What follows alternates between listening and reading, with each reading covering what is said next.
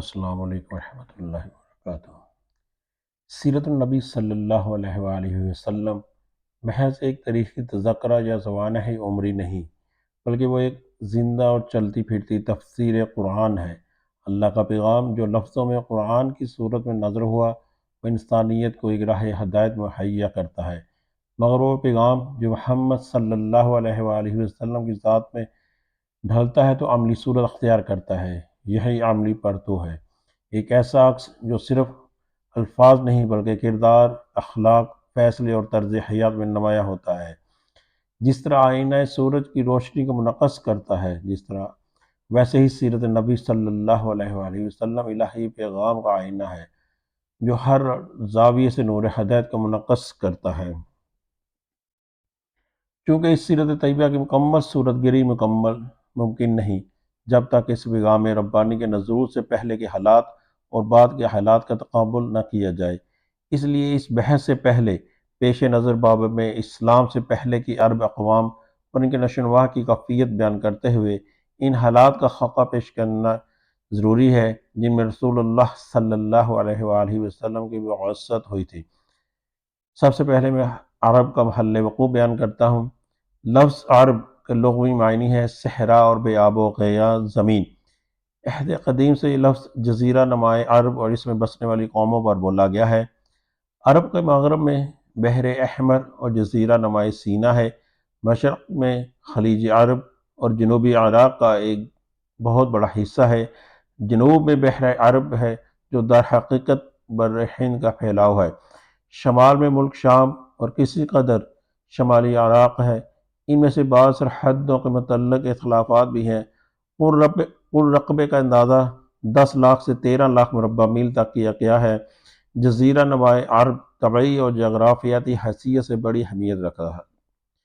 اندرونی طور پر ہر جانب سے صحرا اور ریگستان سے گھرا ہوا ہے، جس کی بدولت یہ ایسا محفوظ قلعہ بن گیا ہے کہ بیرونی قوموں کے لیے اس پر قبضہ کرنا اور اپنا اثر و نفوذ پھیلانا سخت مشکل ہے۔ یہی وجہ ہے کہ قلب جزیرہ العرب کے باشندے عہد قدیم سے اپنے جملہ معاملات میں مکمل طور پر آزاد و مختار نظر آتے ہیں۔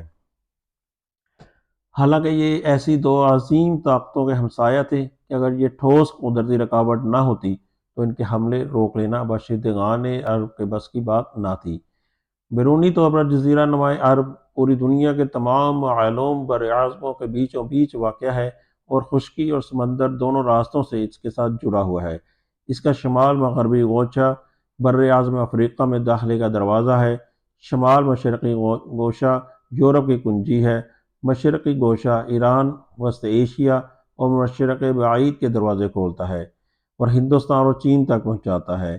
اسی طرح ہر بر اعظم سمندر کے راستے بھی جزیرہ نمائے عرب سے جڑا ہوا ہے اور ان کے جہاز عرب بندرگاہوں پر براہ راست لنگر انداز ہوتے ہیں۔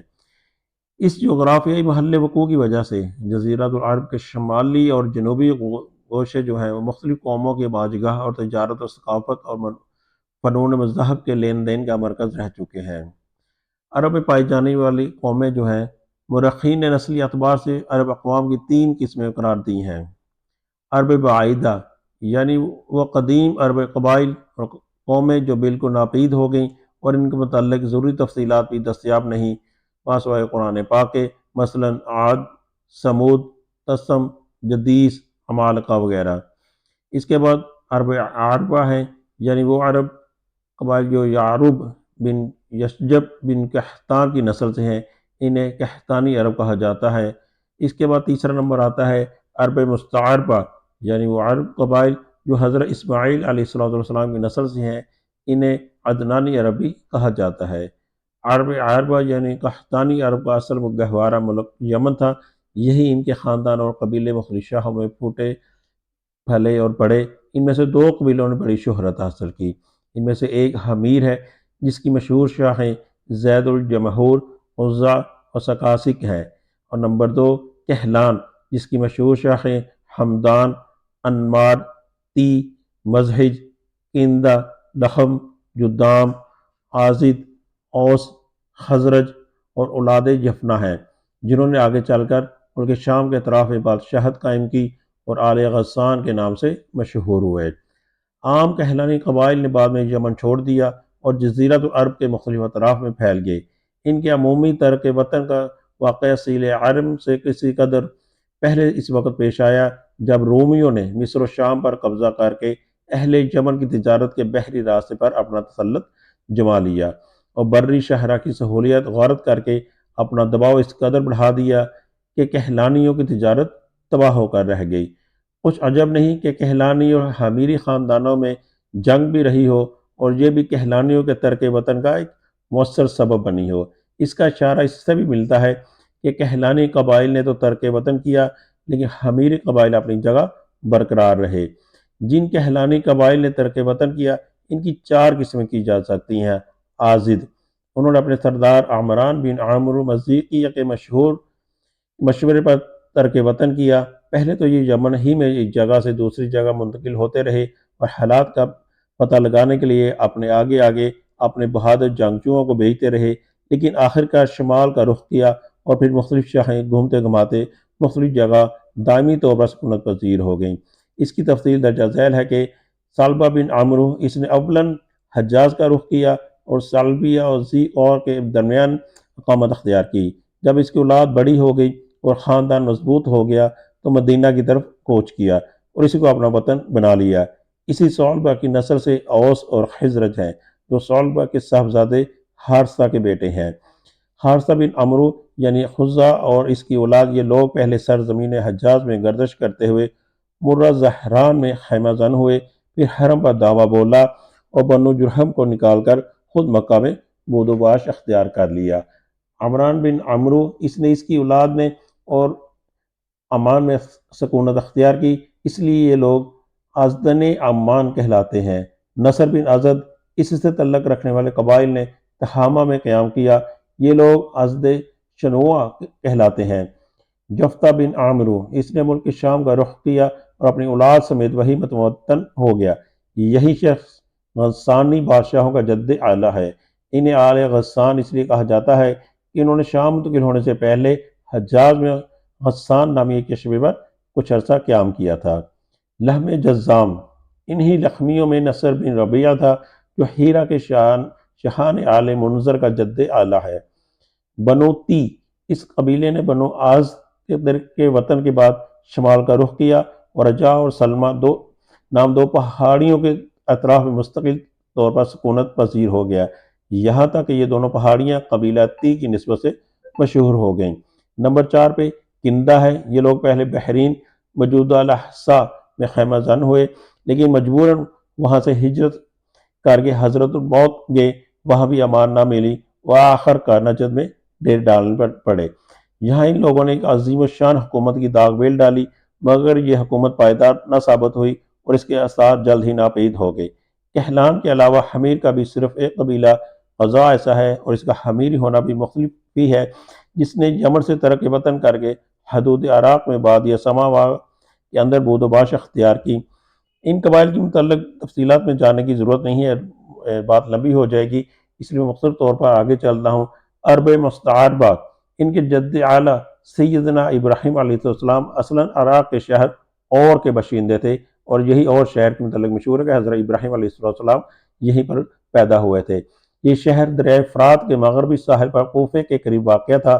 اس کی کھدائی کے دوران جو کتبات برآمد ہوئے ہیں ان سے اس شہر کے متعلق بہت سی تفصیلات منظر عام پر آئی ہیں اور حضرت ابراہیم علیہ السلام کے خاندان کی بعض تفصیلات باشندگان ملک دینی اور اجتماعی حالات سے بھی پردہ ہٹا ہے۔ یہ معلوم ہے کہ حضرت ابراہیم علیہ السلام یہاں سے ہجرت کر کے شہر حزان تشریف لے کے تھے اور پھر وہاں سے فلسطین جا کر اسی ملک کو اپنی پیغمبرانہ سرگرمیوں کا مرکز بنا لیا تھا اور دعوت و تبلیغ کے لیے یہیں سے اندرون و بیرون ملک مصروف تگوتاز رہا کرتے تھے۔ ایک بار آپ مصر تشریف لے گئے، فرعون نے آپ کی بیوی حضرت سارہ سلام اللہ علیہ کی کفیت سنی تو ان کے بارے میں بدنیت ہو گیا اور اپنے دربار میں برے ارادے سے بلایا، لیکن اللہ تعالیٰ نے حضرت سارہ سلام اللہ علیہ کی دعا کے نتیجے میں غیبی طور پر فرعون کی ایسی گرفت کی وہ ہاتھ پاؤں مارنے لگا اور پھنس گیا۔ اس کی نیت بات اس کے منہ پر مار دی گئی اور حادثے کی نوعیت سے سمجھ گیا کہ حضرت سارہ سلام اللہ علیہ اللہ تعالیٰ کی نہایت خاص اور مقرب بندی ہے اور حضرت سارہ کی اس خصوصیت سے اس قدر متاثر ہوا کہ اپنی بیٹی حاجرہ سلام اللہ علیہ، اب تاریخ میں حاجرہ سلام اللہ علیہ کو فرعون کی بیٹی بھی کہا جاتا ہے اور آپ کی خاتمہ بھی کہا جاتا ہے، لیکن زیادہ بخاری شریف میں اس کو حضرت حاجرہ السلام علیہ کو فرعون کی بیٹی ہی کہا گیا کہ ان کی خدمت میں دے دیا۔ پھر حضرت سارہ السلام علیہ نے حضرت حاجرہ السلام علیہ کو حضرت ابراہیم علیہ السلام کی زوجیت میں دے دیا۔ حضرت ابراہیم علیہ السلام، حضرت سارہ السلام علیہ اور حضرت حاجرہ السلام علیہ کو ہمراہ لے کر فلسطین واپس تشریف لائے۔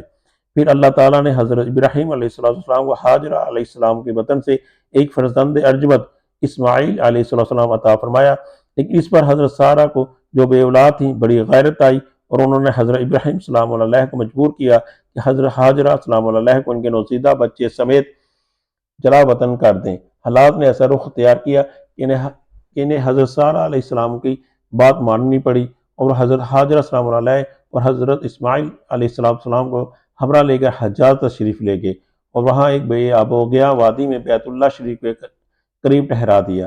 اس وقت بیت اللہ شریف نہ تھا، صرف ٹیلے کی طرح ابری ہوئی زمین تھی، سیلاب آتا تھا تو دائیں بائیں سے کترا کر نکل جاتا تھا۔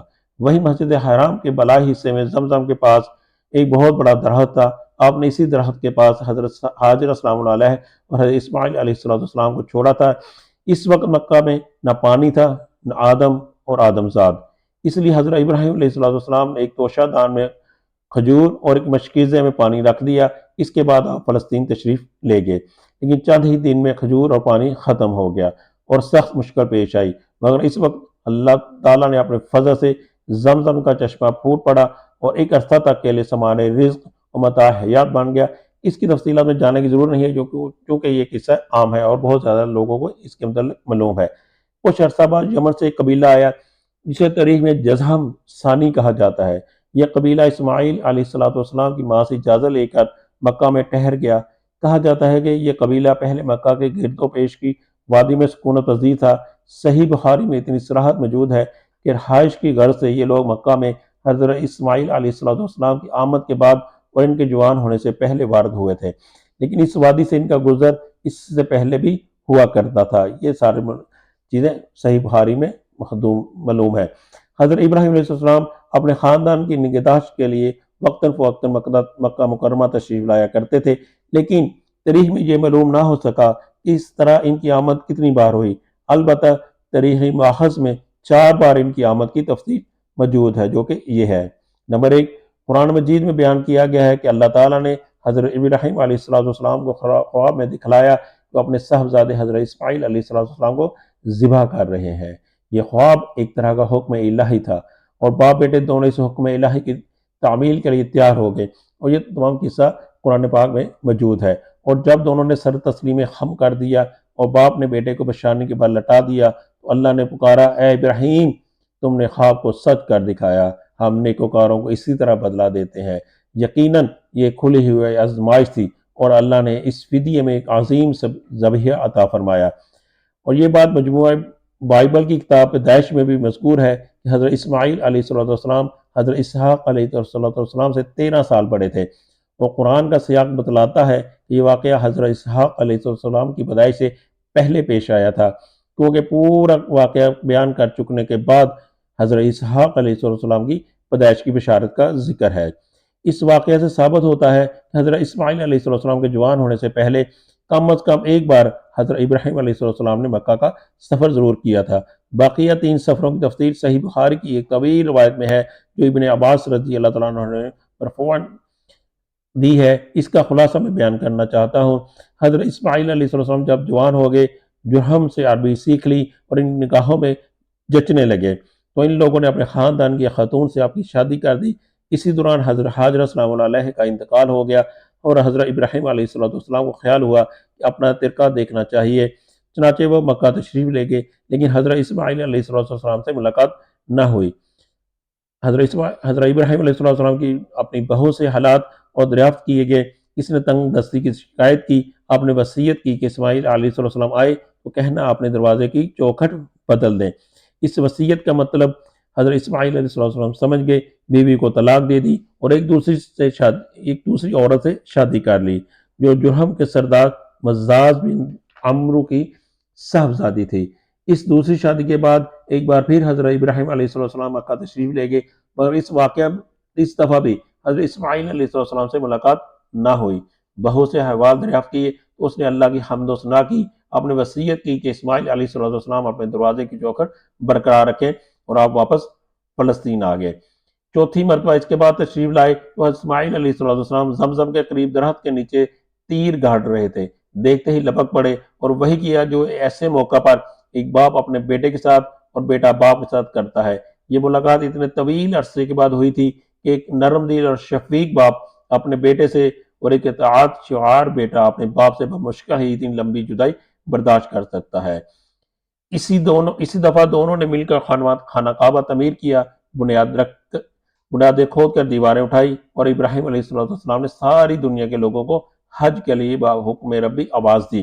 اللہ تعالیٰ نے مزاج کی صاحبزادی سے اسماعیل علیہ السلام کو 12 بیٹے عطا فرمائے، جن کے نام یہ ہیں: نابت یا نیابوت، قیدار، اوبائل، بشام، مشمع، دوما، میشا، حدد، تیمہ، یتور، نفیس، قیدمان۔ ان 12 بیٹوں سے قبیلہ وجود میں آیا اور سب نے مکہ ہی میں بود و باش اختیار کی۔ ان کی معیشت کا دار و مدار زیادہ تر یمن اور مصر و شام کی تجارت پر تھا۔ بعد میں یہ قبائل جزیرۃ العرب کے مختلف اطراف میں بلکہ بیرون عرب بھی پھیل گئے۔ ان کے حالات زمانے کی دبیز تاریکیوں میں دب کر رہ گئے۔ صرف نابت اور قیدار کی اولاد اس غلامی سے استثنا ہے۔ نبتیوں کے تمدن کو شمالی حجاز میں فروغ اور رجوع حاصل ہوا۔ انہوں نے ایک طاقتور حکومت قائم کر کے گرد و پیش کے لوگوں کو اپنا باج گزار بنا لیا۔ بطرا ان کا دار حکومت تھا، کسی کو ان کے مقابلے کی تاب نہ تھی۔ پھر رومیوں کو دور آیا اور انہوں نے تبتیوں کو قصہ پارینہ بنا دیا۔ مولانا سید سلیمان ندوی نے ایک دلچسپ بحث اور گہری تحقیق کے بعد ثابت کیا ہے کہ آل غسان اور انصار یعنی اوس و خزرج قحطانی عرب نہ تھے، بلکہ اس علاقے میں نابت بن اسماعیل علیہ السلام کی جو نسل بچی کھچی رہ گئی تھی وہی تھے۔ قیدار بن اسماعیل علیہ السلام کی نسل مکہ میں ہی پھیلتی پھولتی رہی، یہاں تک کہ عدنان اور پھر ان کے بیٹے معاد کا زمانہ آ گیا۔ عدنانی عرب کا سلسلہ نسب صحیح طور پر یہی تک محفوظ ہے۔ عدنان نبی صلی اللہ علیہ وآلہ وسلم کے سلسلہ نسب میں 21ویں پشت پر پڑتے ہیں۔ بعض روایتوں میں بیان کیا گیا ہے کہ آپ صلی اللہ علیہ وآلہ وسلم جب اپنا سلسلہ نسب ذکر فرماتے تو عدنان پر پہنچ کر رک جاتے اور آگے نہ بڑھتے۔ فرماتے کہ ماہرین نساب غلط کہتے ہیں، مگر علماء کی ایک جماعت کا خیال ہے کہ عدنان سے آگے بھی نسب بیان کیا جا سکتا ہے۔ انہوں نے اس روایت کو ضعیف قرار دیا۔ ان کی تحقیق کے مطابق عدنان اور حضرت ابراہیم علیہ السلام کے درمیان 40 پشتیں ہیں۔ میں انشاءاللہ بعد میں یہ تمام پشتیں بیان کرنے کی کوشش کروں گا۔ بہرحال معاد کے بیٹے نزار سے، جن کے متعلق کہا جاتا ہے کہ ان کے علاوہ معاد کی کوئی اولاد نہ تھی، کئی خاندان وجود میں آئے۔ در حقیقت نزار کے 4 بیٹے تھے اور ہر بیٹا ایک بڑے قبیلے کی بنیاد ثابت ہوا۔ چاروں کے نام یہ ہیں: ایاد، انمار، ربعیہ اور مضر۔ ان میں سے مؤخر ذکر 2 قبیلوں کی شاخیں اور شاخوں کی شاخیں بہت زیادہ ہوئیں۔ چنانچہ ربیعہ سے اسد بن ربیعہ، عنزہ، عبد القیس، وائل، بکر، تغلب، بنو حنیفہ وغیرہ بھی وجود میں آئے۔ مضر کی اولاد 2 بڑے قبیلوں میں تقسیم ہوئی: قیس اعلان بن مضر، الیاس بن مضر۔ قیس اعلان سے بنو سلیم، بنو حوازن، بنو غطفان، غطفان سے عبس، زبیان، اشجع اور غنی بن عاصر کے قبائل وجود میں آئے۔ الیاس بن مضر سے تمیم بن مرہ، حذیل بن مدرکہ، بنو اسد بن خزیمہ، کنانہ بن خزیمہ کے قبائل وجود میں آئے۔ پھر کنانہ سے قریش کا قبیلہ وجود میں آیا۔ یہ قبیلہ فہر بن ملک بن نضر بن کنانہ کی اولاد ہے۔ پھر قریش بھی مختلف شاخوں میں تقسیم ہوئے۔ مشہور قریشی شاخوں کے نام یہ ہیں: جمع، سہم، عدی، مخزوم، تیم، زہرہ اور قصی بن کلاب کے خاندان یعنی عبدالدار، اسد بن عبدالعزیٰ اور عبد مناف، یہ تینوں قصی کے بیٹے تھے۔ ان میں سے عبد مناف کے 4 بیٹے ہوئے، جن سے 4 ذیلی قبیلے وجود میں آئے، یعنی عبد شمس، نوفل، مطلب اور ہاشم۔ انہی ہاشم کی نسل سے اللہ تعالیٰ نے ہمارے حضور محمد صلی اللہ علیہ وآلہ وسلم کا انتخاب فرمایا۔ رسول اللہ صلی اللہ علیہ وآلہ وسلم کا ارشاد ہے کہ اللہ تعالیٰ نے ابراہیم علیہ السلام کی اولاد میں سے اسماعیل علیہ السلام کا انتخاب فرمایا، پھر اسماعیل علیہ السلام کی اولاد میں سے کنانہ کو منتخب کیا اور کنانہ کی نسل سے قریش کو چنا، پھر قریش میں سے بنو ہاشم کا انتخاب کیا اور بنو ہاشم سے میرا انتخاب کیا۔ ابن عباس رضی اللہ عنہ کا بیان ہے کہ رسول اللہ صلی اللہ علیہ وآلہ وسلم نے فرمایا، اللہ تعالیٰ نے خلق کی تخلیق فرمائی تو مجھے سب سے اچھے گروہ میں بنایا، پھر ان کے بھی 2 گروہوں میں سے زیادہ اچھے گروہ کے اندر رکھا، پھر قبائل کو چنا تو مجھے سب سے اچھے قبیلے کے اندر بنایا، پھر گھرانوں کو چنا، مجھے سب سے اچھے گھرانے میں بنایا، لہٰذا میں اپنی ذات کے اعتبار سے بھی سب سے اچھا ہوں، اپنے گھرانے کے اعتبار سے بھی سب سے بہتر ہوں۔ بہرحال عدنان کی نسل جب زیادہ بڑھ گئی تو وہ چارے پانی کی تلاش میں عرب کی مختلف اطراف میں بکھیر گئے، چنانچہ قبیلہ عبد القیس نے، بکر بن وائل کی کئی شاہوں نے اور بنو تمیم کے خاندانوں نے بحرین کا رخ کیا اور اس علاقے میں جا بسے۔ بنو حنیفہ بن سعد بن علی بن بکر نے یمامہ کا رخ کیا اور اس کے مرکز حجر میں متوطن ہو گئے۔